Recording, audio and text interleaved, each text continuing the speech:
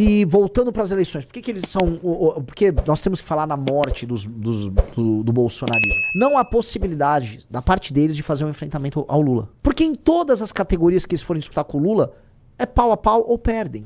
E esta é a verdade. A única coisa que qualificava ele... eu não sou o Lula, porque a gente não gosta do PT. Mas assim, qual a diferença deles pro PT? Qual a diferença? Eles roubam com a bandeira, nem do Brasil, eles roubam com a bandeira dos Estados Unidos na mão? É isso?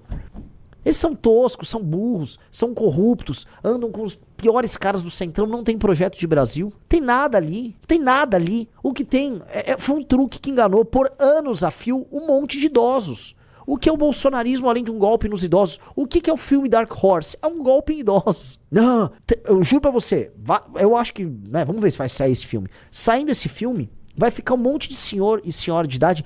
Quem é o Cicatriz? Gente, é um personagem fictício. Não, fica fictício. Eles estão dando sinais ali. Cicatriz existe. Vamos ficar atrás. Quem é o Cicatriz? Quem é? Com certeza. Meus amigos, vocês sejam patéticos. Agora, é muito patético que ainda se discuta na direita como confrontar esse assunto. O Arthur tava reagindo a um cara que chama Firmino Cortadas. Eu não vi, é um cara, enfim, lá do Mato Grosso do Sul, não sei. Que é um perfil que mulheres bolsonaristas gostam muito. As mulheres bolsonaristas gostam muito de gays de direita. Ele me parece ser um cara que é um gay de direita, porque era bolsonarista. E agora ele tá tendo que fazer suas primeiras críticas. A forma como ele constrói a crítica é assim, olha, eu provavelmente vou me arrepender de fazer esse vídeo, mas Flávio, não dá, porque vai ser incoerente a gente que é antissistema. Nossa, cara, é tão difícil você falar o óbvio. É tão difícil você atestar. Olha, Flávio, você tá fazendo negócio você tá fazendo negócio com o Vorcaro de centenas de bilhões. Não existe justificativa pra isso. Não existe justificativa pra isso. Simplesmente não tem. Você tem que praticamente pedir desculpa pra falar que talvez...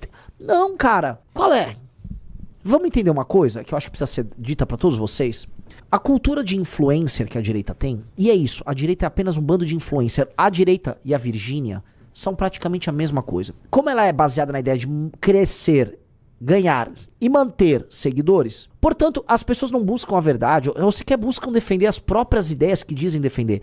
Elas estão ali para amealhar seguidor. Portanto, ao dizer algo que pode fazer você perder um seguidor, você evita. Então, há, por parte dos direitistas, uma terrível tendência a não se posicionar de maneira verdadeira. E há, portanto, uma eterna fingição. A cultura das redes sociais, ela contaminou de tal modo a direita, dado que a direita não tem cultura política, não tinha partido, não tinha estrutura, que a direita é composta basicamente por fingidores, são todos fingidores. Me mandaram um corte terrível de um patético ex-MBL indo num podcast. O cara tá fingindo. O cara, tipo, virou bolsonarista e tá lá, não, o Flávio... É real, essas pessoas... Tem gente que é louco. E tem gente que né? Acha assim, não, as redes sociais caem nisso. É muita mentira. O Fernando Holliday, o Riso até tava tirando sarro dele. O que virou esse cara? O que virou? Ele não acredita em uma vírgula que ele tá dizendo. Ele não acredita em absolutamente nada do que ele tá falando. Mas é um jogo. Então, assim, o bolsonarismo tá sendo mantido como um truque de redes sociais. O bolsonarismo, volta a colocar, ele respira por aparelhos, e o aparelho que mantém ele vivo, a máquina, é basicamente o algoritmo das redes sociais. Porque se você retirar isso agora, se desligar as redes sociais, não existe bolsonarismo. O bolsonarismo acabou, galera. E eu acho que a gente, né, já anunciaram a morte deles várias vezes. Muitas vezes. Até na derrota deles eleitoral. E sim, eles vêm num processo de perda, assim, de perda de espaço político, perda de autoridade, né? Estão sendo desafiados internamente. Racharam. Tem a ala da Michele, tem a ala do Silas Malafaia, tem a ala do Nicolas. Dentre os nicolistas, tem os nicolistas que puxam o saco do Flávio e tem os nicolistas que já batem no Flávio. Então, mesmo deles tem a divisão. Você tem o novo, que é dividido entre o novo bolsonarista flaviano, o novo nicolista e um pequeno núcleo de novistas zemistas, tá? Então, assim, não existe mais um bloco coeso. Nunca existiu proposta, nunca existiu nada. E aí, onde termina, tá? Onde isso tudo termina? E é aqui que eu vou colocar. Termina numa derrota eleitoral de véspera. O efeito manada que sustenta o Flávio Bolsonaro no segundo turno é a ideia de que ele é o único capaz de ir para o segundo turno. Olha que loucura. Só que agora as pessoas estão desconfiando disso porque agora as pessoas perceberam que indo ao segundo turno ele perde. Portanto, há uma busca por uma nova pré-candidatura. E isso explica porque hoje talvez seja o dia que boa parte da política e dos caras com dinheiro no Brasil descobriram o Renan Santos. Hoje muita gente quer falar comigo. Fiquei muito curioso. Hoje tal do, né, não vou falar, né, tem um site aí, né, pra bom entendedor, minha palavra basta, né. O Riso vai mostrar um negócio aí. Aparentemente, tava rolando a seguinte coisa. Tinha uma caminhonete que era, mostra aí. Renan Santos, essa caminhonete, como é que ela era antes?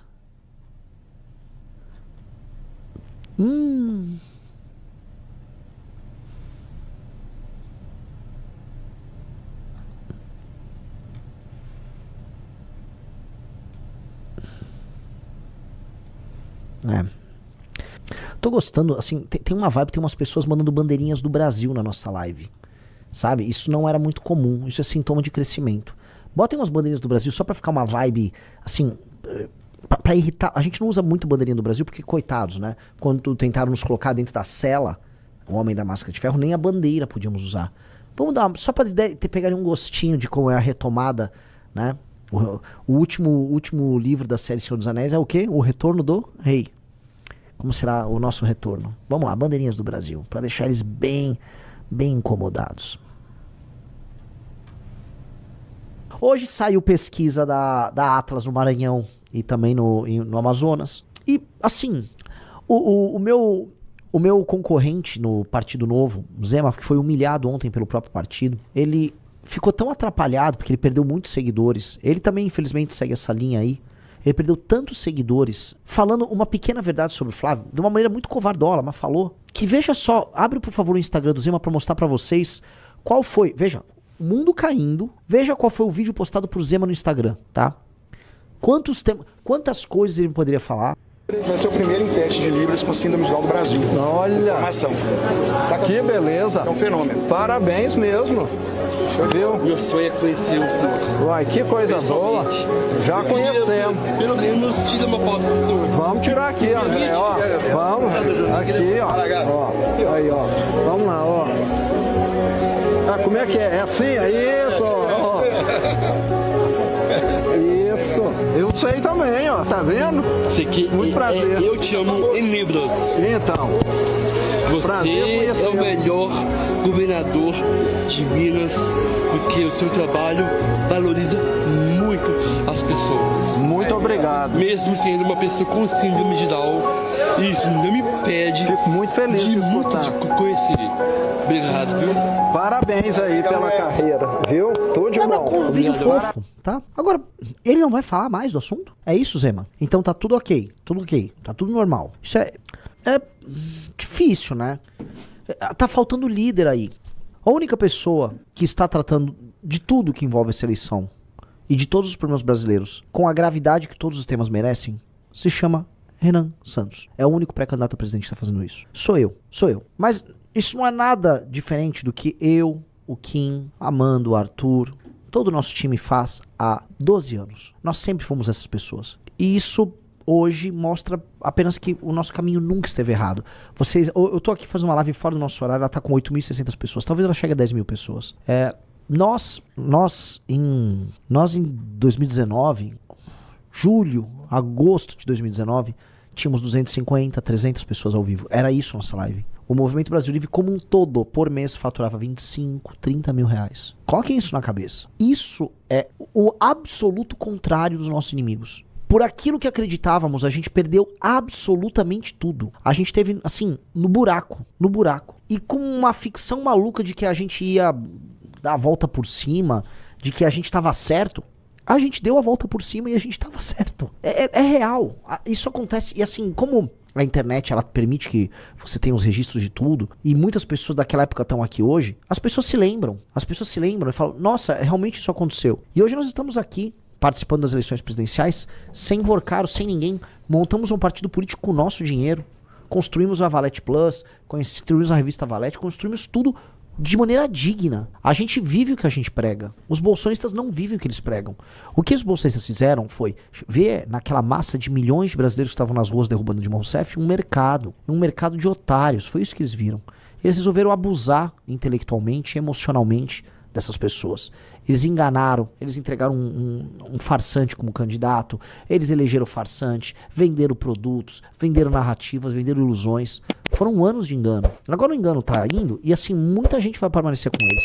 Eu falo uma coisa, o Flávio vai cair nas pesquisas, mas ele jamais cairá para menos de 20%. Simplesmente porque haverá uma massa de senhores e senhoras de idade que foram tão ludibriados, que criaram um vínculo emocional tão grande, que viram nos Bolsonaro uma chance de ter, sabe, sua última luta, a última dança deles contra o sistema, contra qualquer coisa, que eventualmente vão morrer abraçados com o Bolsonaro. E pobres coitados, isso é muito triste. Eles não deveriam estar nisso. Essas pessoas foram enganadas. E esses caras ganharam, pelo que a gente sabe, tá? Dezenas de milhões ludibriando esses caras. Lembra quando o Bolsonaro passou a eleição, ele pediu um Pix pra ele? Porque agora tá, né, vindo essa história do Vorcaro, e as pessoas se esquecem dos detalhes perversos de toda a história.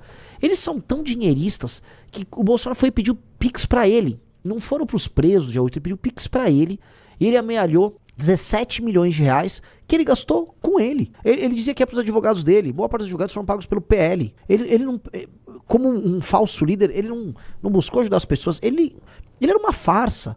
Tanto que o filme biográfico que está sendo feito sobre ele, como eu mostrei pra vocês, recriou a história dele. Inventou lá que ele prendeu um traficante e o cara mandou o Adélio matar ele. Porque a vida real, a história que vocês tinham que contar, é como vocês criaram um meme lá no programa da Luciana Gimenez, e isso ludibriou milhões de pessoas, e com base nisso eles ganharam uma eleição e não sabiam o que fazer com o país que vocês assumiram, fizeram fortuna, enganaram mais um monte de gente, viram que iam perder a eleição, enganaram de novo as pessoas, mandaram pra frente do quartel, tentaram um golpe muito mal ajambrado, terminaram presos, e ainda tentaram ganhar mais um dinheiro depois. E aí essa é a história. Não é uma história gloriosa, só um golpe. Os mais novos, isso tá nítido, não vão abraçar isso. Os mais novos não vão. Mas muita gente, eu volto a colocar, vai morrer abraçado nessa história. E isso é muito triste. Isso é muito triste. Muito triste. Muito triste.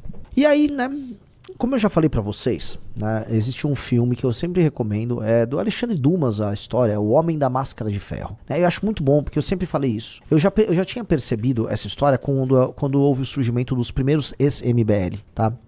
E o que acontecia? Uma pessoa que entra para o MBL, ela sabe, e quando nos conhece não só o topo, mas conhece o sistema de valores da própria militância, ele sabe que nós estamos certos e que nós somos valorosos no que nós fazemos. E aí muitas pessoas, elas querem ascender na estrutura do MBL rápido, ou querem mandar, ou têm ideias. Porque existe um grande problema na falta de humildade, que é a pessoa que não tem muito talento, mas ela tem ideias. Aí essa pessoa tem ideias. O João Bétega, que foi do MBL, ele tinha ideias. Ele falava, mas Renan, e se fizermos vídeos apoiando o Bolsonaro? Nós vamos crescer mais.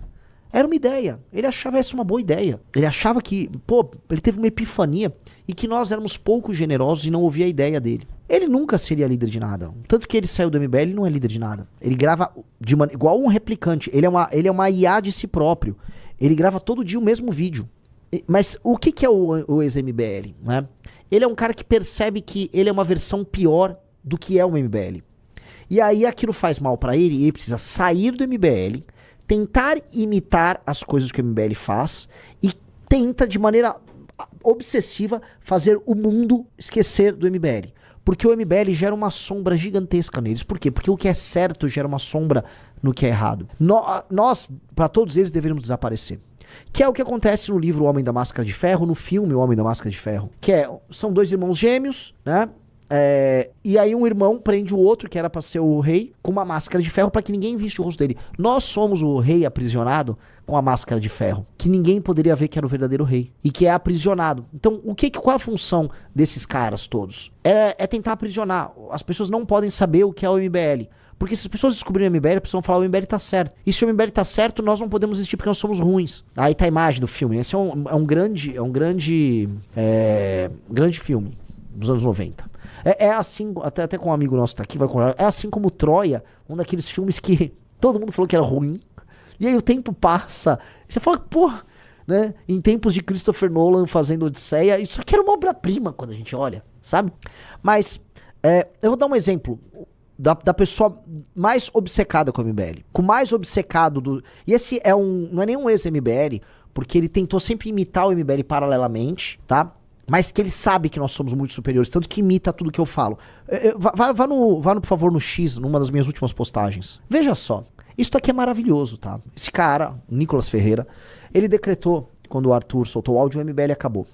E ele ficou fazendo um périplo pelo programa Pânico, do Patético Emílio, e outros programas, foi no Brasil Paralelo, pra decretar, o MBL acabou, ele traiu o Bolsonaro, ele acabou, olha lá, o MBL acabou. Por que ele fazia isso? Ele via desesperadamente que o MBL tinha um projeto que era tão organizado, é uma coisa tão grande, e ele não é capaz, porque ele não é dotado da capacidade cognitiva, da imaginação, e sequer da capacidade de se organizar. Ele não era capaz de entregar algo assim. Mas ele falou, eles eram jovens, então eu vou pegar os jovens de direita como eles, e eu vou fazer a mesma coisa, só que puxando o saco do Bolsonaro, e eu vou crescer muito mais rápido. Olha lá, vou ter muito voto fazendo isso, olha lá. E ele é tão aficionado pelo MBL, que absolutamente todos os últimos ex-MBL, ele puxa pra si. Todos! Como ele pode odiar tanto ou ignorar tanto uma organização ao qual o refúgio ele trata como prioridade?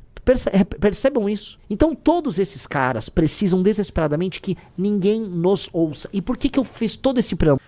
Campanha de Flávio Bolsonaro diz que ele não irá a debates se Renan Santos for. Eu sei que a interpretação original de todo mundo é: o Flávio não quer que eu vá aos debates, porque eu vou surrá-lo nos debates. Quem assiste as minhas sabatinas todas, sabe que eu não vou lá no jornalista lacrar. O Riso tem aqui. Eu lacro pra cima dos jornalistas, mesmo quando eles são ofensivos comigo? Nunca. Eu nunca lacro. Eu não vou lá acabar com ninguém. Não é. E sabe por quê? Porque eu faço algo muito melhor do que isso. Quando nós falamos o que nós pensamos, as pessoas se encantam. O Flávio não apenas tem medo de eu dar umas catrucadas nele, mas veja, eu só terei direito a uma pergunta pra ele num debate, Riso. Sim. Eu tenho direito a uma pergunta pro Flávio no debate. Ele não quer que as pessoas vejam que eu exista. Ele não quer que as pessoas saibam o que eu penso. Ele não quer que as pessoas vejam nossos projetos para desfavelização, não vejam a forma de eu discursar, não vejam tudo aquilo que esteve na nossa trajetória. Ele quer que a gente fique com a máscara de ferro escondido dentro de uma cela. É isso que põe medo nele. Não é nem o medo de apanhar no debate. É o medo que as pessoas descubram que ele é uma farsa. É por isso que ele tá desesperado para imitar absolutamente tudo aquilo que eu falo como proposta. Ele tá desesperado.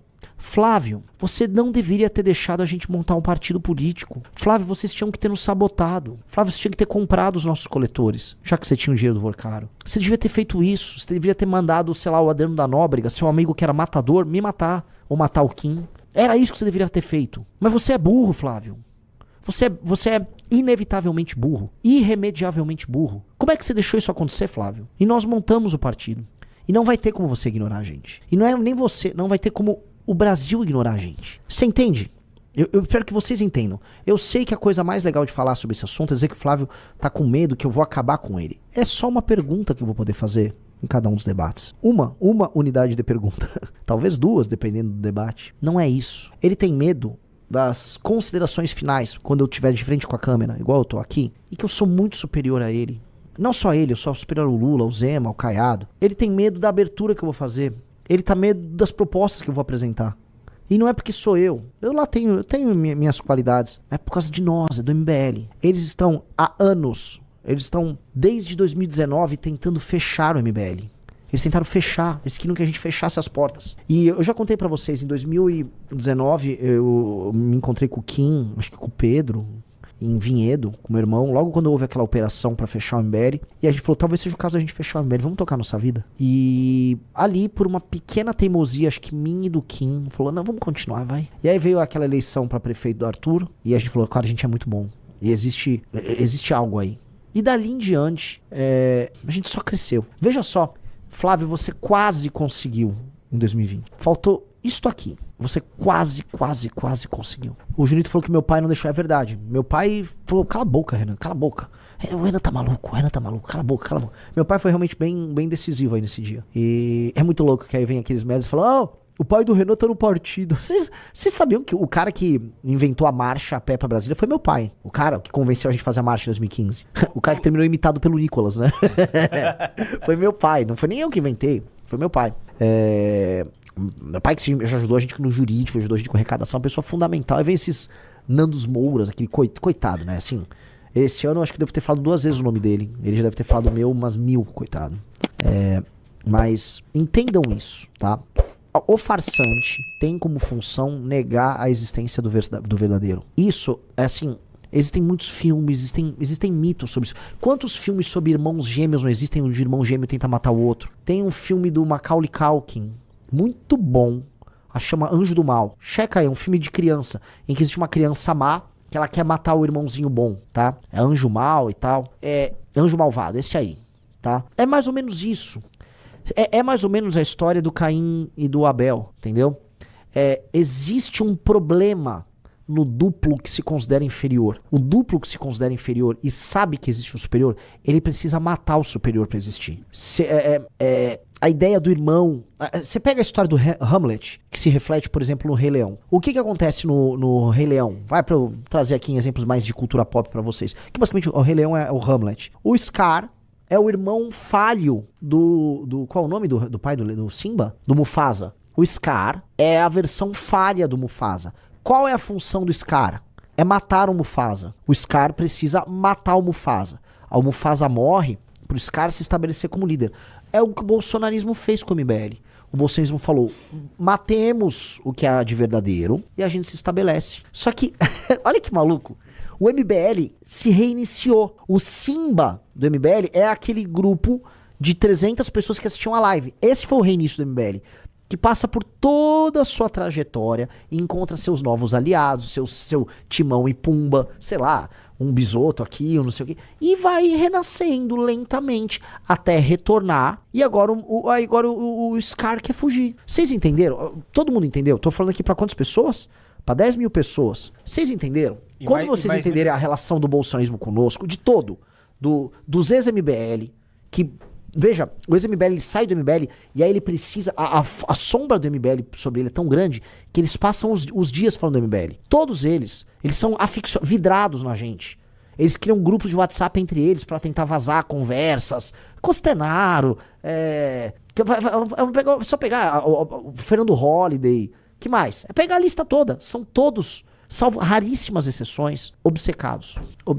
Mas o bolsonarismo é de longe o mais obcecado com tudo isso. O bolsonarismo, ele vê isso tudo como um problema, porque eles viram quem nós éramos no impeachment. No impeachment, veja, vocês precisam entender que tem 10 mil pessoas, ainda é bem importante fazerem até corte o que eu tô falando. No impeachment da Dilma, o Bolsonaro era um deputado que estava presente, desde os anos 90, e aí surge a queda do PT e ele foi incapaz de fazer qualquer coisa. Ele não liderou em nada, não houve nenhuma, não é nem que liderou, não houve participação do Bolsonaro no impeachment da Dilma. Ele não fez nada. Nós chegamos, mais jovens, nós organizamos as ruas, e nós fomos pro parlamento e nós organizamos o parlamento. Quem teve que dar esporro no Aécio, quem teve que ligar pro Caiado, essas coisas assim, né? Espero que o Caiado se comporte de maneira muito decente na campanha. Mas quem precisou dar esporro no Caiado? Caiado, em Goiás, 2015. Você e o Aécio vocês não estão querendo receber a marcha pra fazer o impeachment? A gente vai pra cima de vocês. Eu, meu caro, foi lá resolver, né? Fomos nós. Então, a gente trabalhou pela queda da Dilma Rousseff com um grau de excelência que essas pessoas não conheciam. É lógico que isso machuca eles. Imagina você ser o Carluxo, em que deve ter por volta da minha idade o Carlos Bolsonaro. Tenta dar uma checada, mas é por aí. Eu devo ter 42, deve ter 43 ou 41, por aí. 43. Imagina você ser o Carluxo. Apareceu que tem a idade dele, nunca fui vereador, nunca fui nada. E eu fiz coisas colossalmente maiores que o pai dele, que é a referência máxima de existência dele, tá? Isto para ele é tipo uma morte. Então esses caras geraram uma fixação. O MBL não pode existir. Aí MBL é traidor, MBL é comunista. Cuidado com o MBL! Não ouçam o que o MBL tem a dizer. É perigoso. Não. Cuidado, eles estão falando algo. Não, é tudo mentira. Ele é comunista, tá? É tudo mentira. Deu certo por um tempo. Não vai dar mais certo agora. Acabou. Não existe mais essa possibilidade. Essa eleição demonstrou isso. Vocês não têm condições mais de evitar isso. E nós seremos implacáveis com vocês. Implacáveis. E vocês sabem disso. Vocês sabem disso. Nós não somos o Nicolas, que é falso e fica com uma faca nas costas de vocês, furando todo dia um pouquinho. Nós não somos isso. Nós não somos os influenciadores, os aliados de ocasião. Nós somos pessoas de verdade. Então, Tudo que nós vamos fazer vai ser cara a cara, vai ser verdadeiro, entendeu? E eu nem sei se existe possibilidade de redenção pra vocês. Porque se a gente tá falando aqui em categorias, né? Qual é a categoria do bolsonarista pra ter a redenção? Existe uma redenção pro Scar no Rei Leão? Existe? Qual seria a redenção possível pra ele? Flávio, retire a candidatura e nos apoie? Imploda o sistema dizendo que sabe? Eles nem sabem muita coisa. Eu juro pra vocês, os Bolsonaro nem sabem muita coisa, porque, eu volto a falar, eles não foram nem muito capazes de controlar o sistema em si. Então, nem tem muito que vocês possam fazer. Vocês não têm uma jornada de redenção. E sabe o que é o pior? Não é que nem que vocês são maus, ainda que o sejam. É que vocês são fracos. E, infelizmente, a democracia, num país em que as pessoas tiveram uma péssima educação, num país em que a sensibilidade artística, cultural das pessoas nunca foi devidamente cultivada, as mentiras que vocês plantaram, elas colaram pra muita gente. E aí a farsa da família de vocês se estabeleceu. E essa farsa permitiu que pessoas sem nenhum talento pra absolutamente nada, sem nenhuma capacidade, sem nenhuma resiliência, sem nenhuma fibra moral, chegassem onde chegaram. Vocês ocuparam as maiores posições da República. E em grande medida ainda ocupam posições importantíssimas. E vocês não fizeram nada de útil com isso. Vocês fizeram negócio, vocês fizeram lobby. Flávio Bolsonaro, você comprou uma mansão em Brasília, num negócio muito estranho, sendo tocado pelo presidente do BRB, que é envolvido no caso do Banco Master. Você foi pra um cassino com o senhor Willer Tomás gastar dinheiro em cash. Você todo cristãozão, gastando lá com aposta. Você sacava o dinheiro dos seus funcionários fantasmas do seu gabinete, cometendo crime de peculato por anos a fio com um sujeito chamado Queiroz. E você foi salvo pelo STF. Primeiro pelo senhor Dias Toffoli, depois pelo senhor Gilmar Mendes, pra poder falar por aí, junto com seus puxa-sacos, que não, eu nunca fui condenado por isso. É óbvio. Quando o Flávio fala isso, é o seguinte: imagina que uma pessoa foi lá e matou teu pai. Teu pai tá estirado, o corpo dele tá estirado no meio do chão, sangrando, morto. Aí o bandido vai, ele faz um acordo com o delegado, faz um acordo com o juiz e não vai preso. Aí ele avisa: aquele corpo não existe. Aquele corpo. Não, o corpo existe.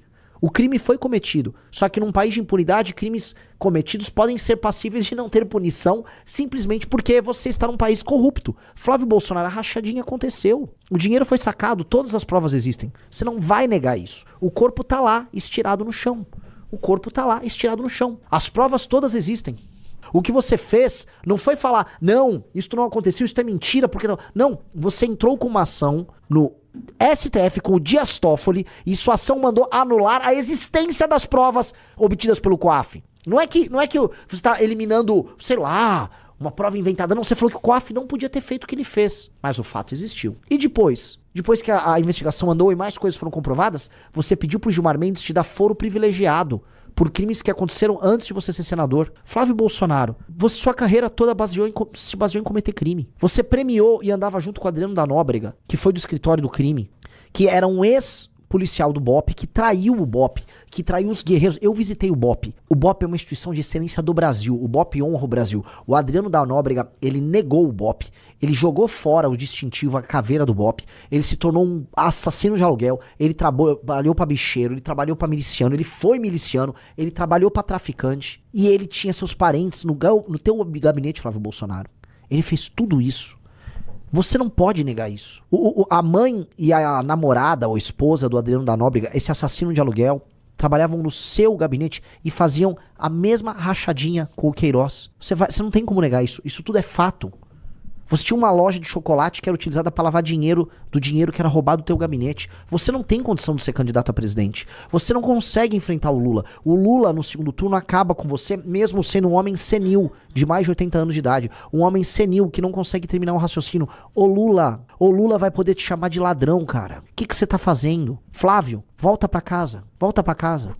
Volta pra casa. Você não tem condição de ser candidato. Coloca a Michele. Coloca a Michele. Bota a Michele lá pra ser candidata. A aventureira. Pode botar a Michele. Volta pra casa. Você não consegue, Flávio. Você não nasceu pra isso. Você não pode fazer isso. Você não tem nenhuma das qualidades necessárias pra ser sequer um candidato. Volta pra casa. Chama a Michele ali. Você nem tem família, mas sua família tá toda rachada. Que não deixa de ser irônico, né? Você não nasceu pra isso.